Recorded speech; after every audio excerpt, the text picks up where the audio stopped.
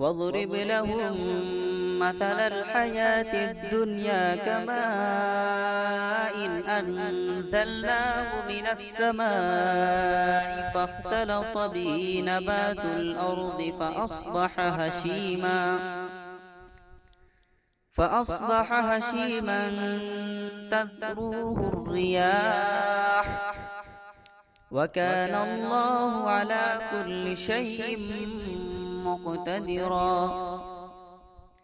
المال والبنون زينة الحياة الدنيا والباقيات الصالحات خير عند ربك ثوابا وخير أملا.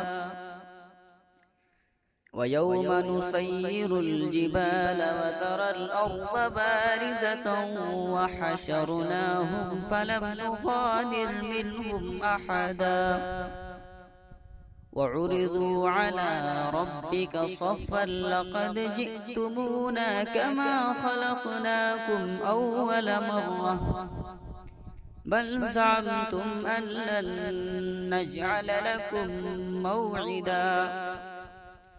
ووضع الكتاب فترى المجرمين مشفقين مما فيه ويقولون يا ويلتنا ما لهذا الكتاب لا يغادر صغيرة ولا كبيرة إلا أحصاها ووجدوا ما عملوا حاضرا ولا يظلم ربك أحدا.